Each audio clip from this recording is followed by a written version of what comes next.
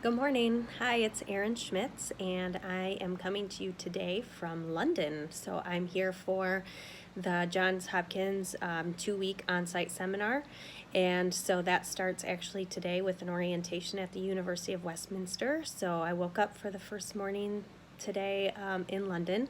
I've never been here before, so it's been really exciting to be here. So most of you are still sleeping because it's about 3 o'clock in the morning if you're on the East Coast. So I'm going to do my interpretive program treatment over video, and I'm going to use the same site that I used for my evaluations, which is the Hackley and Hume Historic Site.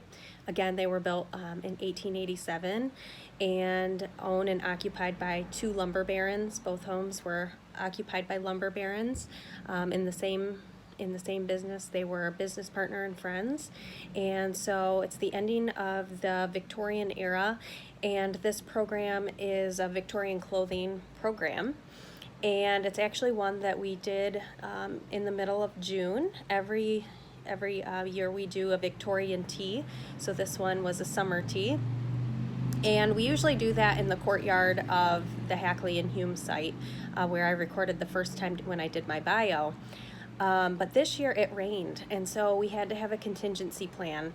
The sites haven't really been used for programs and events up until the last 6 years since I've been at the museum, and that's part of the reason why I was brought in to work on programming and events. But it's not a great event space, I'm sure you historic house people know that. So it did rain, and so we had to bring the tea upstairs into the city barn, which is the carriage house, where we have some exhibit space that we were able to set up our tables and have our tea in there. And then we had a presentation following that by a lady, her name is Wendy, and we hired her for a Victorian clothing presentation. So that's the program that I'll be discussing for the program treatment.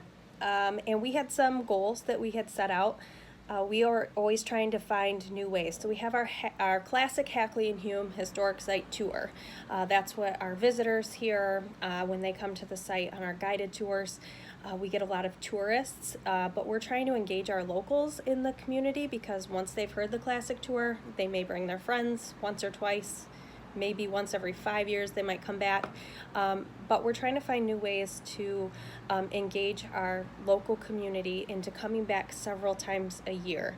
And we really want to try to keep those mission focused and try to tell different stories that haven't been told, or to show different sides, or show people and the people that lived in the houses, whether it's servants or children or grandchildren who lived at the site. So that's part of our goal, is interpretation that helps connect the Victorian culture with today's Muskegon County residents. So we had all Muskegon County residents ended up coming to the tea. And we had 28 sign up, which our capacity was about 35, so we didn't quite sell out, but it's the third year that we've offered this program. We wanted something that another one of our goals is to support our mission, which is to educate and interpret Muskegon County history. And so Hackley and Hume lived in Muskegon County. Their lives were basically all lived in Muskegon County, and so going through that Victorian culture also supports our mission in Muskegon County. So that was one of our goals, and we wanted to offer a program that was enjoyable and memorable to the visitors. We had never done the presentation end before. We've done the tea, but we've never done the presentation end. So that was something new that we kind of added to try to entice, audiences to come back if they've been, or to intrigue a new audience within our county. Also, I would say that our directors' goals are to bring in revenue, and so we were able to accomplish that as well, and I'll talk about that in just a couple of minutes.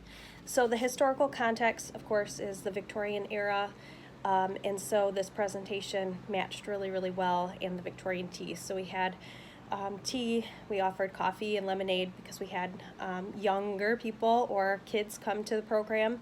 But the program was really intended for adults. But we had think 5 kids that came. We had a cheaper admission rate for kids on the for the program. So the historical context is definitely the Victorian era, the end of the Victorian era.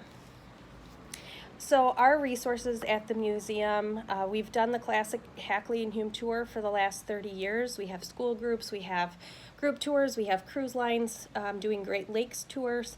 So we really stick to the classic tours, which has not left us a lot of room to do new interpretation or programs or events. So that's kind of my role as the program manager, to make sure I'm bringing in things that support our mission and a way that we can offer new things. So our site does not have costumes. We basically basically have like uniforms that we wear. So anything but jeans on the bottom, and then we have like a purple logo shirt that says Lakeshore Museum Center on it with a name tag. So that's our everyday clothing that we wear to interpret the houses. So we're not a costumed site, so we knew that if we were going to have a clothing presentation, it would not be able to be our staff and our interpreters or myself or the assistant program manager, that we'd have to bring somebody in for that. So in the 6 years that I've been with the museum, I've learned a lot, but I don't know everything about historical clothing. So this was a great opportunity for myself and my staff to kind of learn that avenue as well. And it was really great. So we didn't use any interpretive staff for this. It was maybe setting up the tea, but not really for the presentation. We had to hire a presenter, and her name was Wendy Batchelder, and she lives in the Grand Rapids area, which is about half an hour from my site. And she worked for the Grand Rapids Public Museum for about 20 years. So that's a bigger museum than the museum I come from, but she was in the costuming department, and she made all of her own costumes, from medieval costumes, Victorian, 1920s, all the way up to, I think, to the 1940s or 50s. And so that was really her job, and she did all kinds of like Victorian camps. I talked a little bit about the Voight House and how it sits empty with all the stuff in it. So that was kind of her vein at the public museum, and then when they closed that down, they also let her go. So she's just doing her own programs for museums like ours that doesn't have a costuming department. So she was really great when we interviewed her for doing this, and she was awesome, and the visitors really loved it.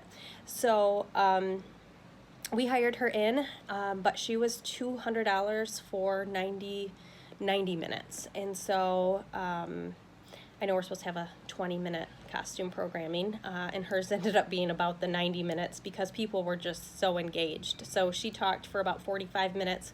The other 45 minutes was just visitor interaction, and I'll tell you more about that in a second too.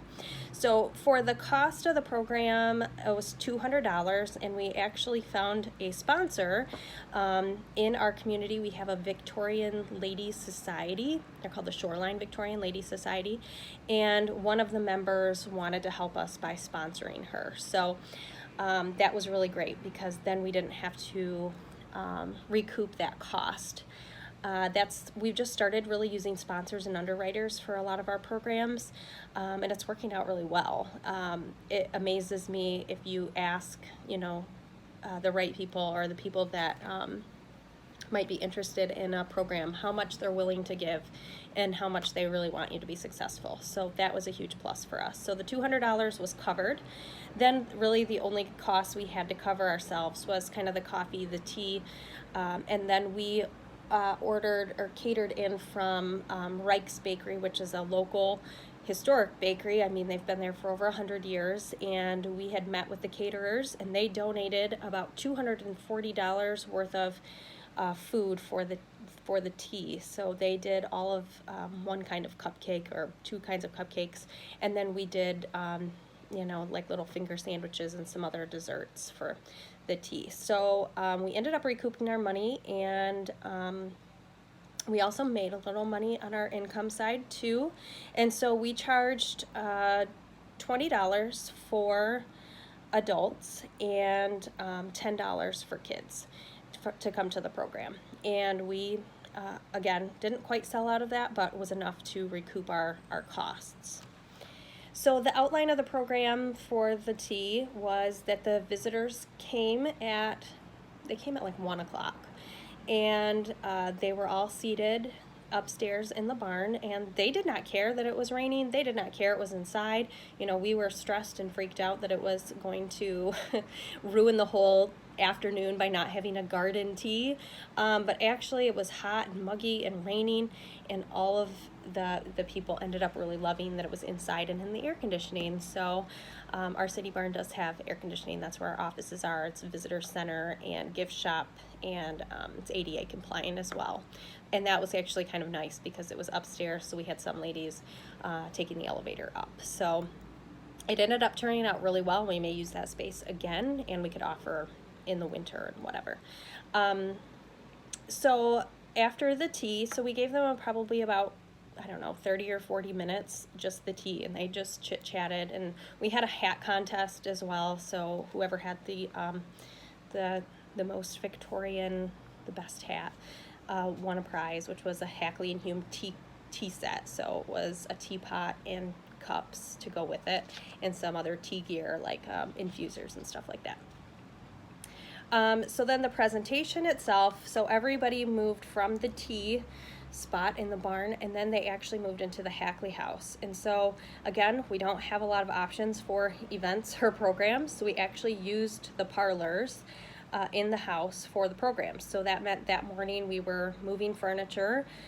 So we're also the curators at the site, so we were moving furniture to accommodate for the 30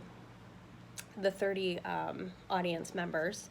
And so we have chairs that we brought in the first parlor, and then our presenter spoke in between the first parlor and the second parlor in like the big pocket doorway, and then she was set up all in the second parlor. So we had to move 2 rooms for the presentation, and so myself and the assistant program manager, who's also the assistant curator, we moved all the furniture to accommodate that. So then Wendy, who did the presentation, she started and was in Victorian underwear. That's how she starts her presentation. And so that sounds pretty scandalous, but Victorian underwear, there's a lot more clothing in Victorian underwear than what most people wear today, just out and about. So it wasn't scandalous at all. And we did have men and women attend the tea in the presentation, so it was really good. So we kind of kept that as like a special event, and we ended up closing the pocket doors. So our normal tours were actually still going at the same time, and our tours go out about every 20 minutes. So we didn't know how that would work out. It actually worked out really, really well. We could hear them a little bit, they could hear us a little bit, but I hope it created some more intrigue for local visitors to come and be part of this in the following years. So Wendy started in her underwear, basically, and she spoke of women's clothing that changed and how it changed from the 1860s through the 1890s. And so she has her own collection. It's a huge collection, pieces that she made, pieces that she's bought on eBay, or pieces that people have donated to her because she does this program. So wedding dresses and other clothing. I mean, she had just an array. She had like huge totes that she brought with us, and or brought with her. And so then she talked about each decade and how those decades changed. And she was very informal. She was very comfortable in her surroundings. I mean, she's done this work for so long that her interpretation was just really smooth. It was like having a conversation. She was really engaging. She was funny. And she kept the attention of the audience the entire time. So she talked about one of the things that she really hit on is just everyday life.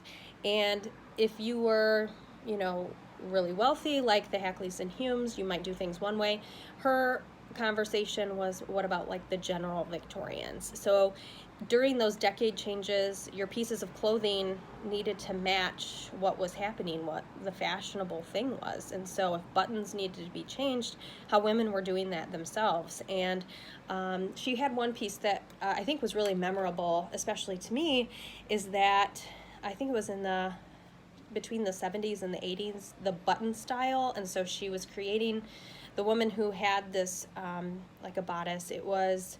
Um, it was, it had one decade, and then she had a flap that was she had sewn in with new buttons to support the second decade's fashion. So it was really talking about how differently each decade was so different, and the meaning of fashion for women then. I mean, if you were not in fashion, it might mean you might not get married. And so how different that was than today, where you can pretty much wear pajamas to McDonald's and nobody cares. So that was kind of a really interesting takeaway.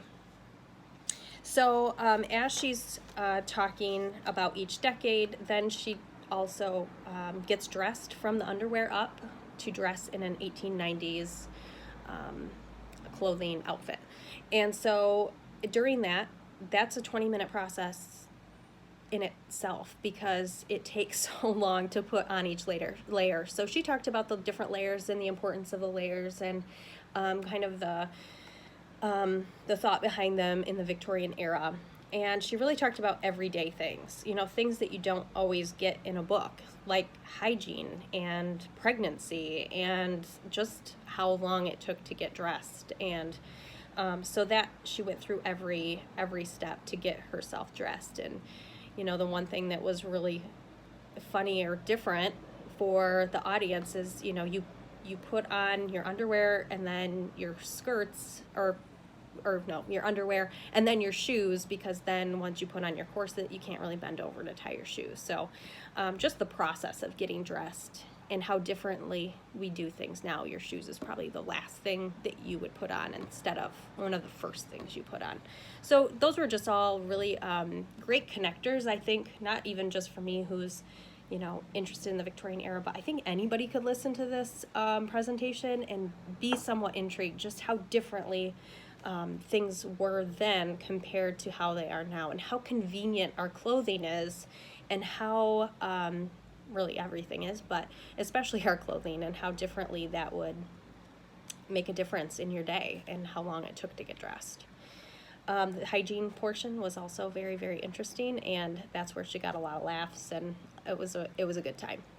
So again, the presenter had about 20 years of experience in her own collection. After her presentation, people were allowed to come up to her tables that were set up in the second parlor, and they could experience them for themselves. They could feel the materials. We go to museums so often, and it's always don't touch, don't touch. Her collection is all hands-on, and her donors that donate to this, they donate with that intention that people will get to experience what the fabrics feel like. Even though they're breaking down, some of them are getting to be kind of tattered. I mean, they're 120, 30 years old. But that's the intent of her presentation, is that people can experience what that material feels like, how heavy the material is. And I think that means a lot to the presentation. I thought that was a really good addition. And people lingered for a long time, asking her more questions, talking about each piece, looking at, wedding dresses, pictures. She had buttons, she had shoes, she had accessories, and all from different time periods. So she had them laid out really, really nicely. The audience seemed really engaged. It was a warm afternoon, and we were in a parlor, and they just had hand fans, and they seemed really to enjoy themselves and then linger long past the presentation itself. The audience asked her questions throughout, and she really encouraged that she wasn't memorizing a spiel for them, but she was just there to hang out with them and to have a conversation with them about the Victorian clothing. So people asked questions throughout her presentation and after her presentation, and she asked them questions as well. So about what we do today, how that would be different in the past, and I thought that was really great engagement. And then really my rubric was trying to meet those goals that we had originally set. So are we teaching more about the Victorian culture in Muskegon County? Yes, we did that. Are we supporting our mission? Yes, we are educating and interpreting Muskegon County history. We definitely hit that. And what was the engagement like for the visitors? Was it a positive experience? Were they just bored to tears? No, they weren't. They had a really great time, and many of them contacted me after the presentation, after the event, and told me how much they enjoyed it. And you could really see it in the engagement after the presentation. They didn't just split. After the tea, the presentation, they stayed, they lingered, and they continued the conversation. And to me, that was a success. Probably more than, how much income we brought in. The engagement piece is a success to me. So, and that it brought in some money, that was a success for my supervisor and director. Of course, they want to make sure people are engaged, but also, is it bringing in the income? So that's really my rubric for making sure that it was a successful program. Then we reevaluated everything after. Did it work having the tea in the barn? Yes, it absolutely worked. It was actually easier for us because we weren't trying to bring things from the upstairs to the downstairs area to the courtyard. We were not in the general visitations way trying to get things back and forth. And it was air conditioned, and everybody loved that. Did the presentation go well as planned? Was the general tours that were happening at the same time, were they an interruption, or did it work out okay? And it really did. And so it was a successful day for us, and we'll probably do something like it again in the future. So that is my interpretive program treatment. Again, I think it was longer than the 20 minutes for sure. But for all that we accomplished that day, I think that it was still an engaging and enriching process to go through for the staff and for the audience, and hopefully for Wendy too. And we did accomplish those goals. So overall, it was a great day. All right, well, I am off to my seminar orientation in just a little bit, and I'm waiting for my roommate to arrive, so I'm gonna go. But it's been great. I'll talk to you soon. Bye.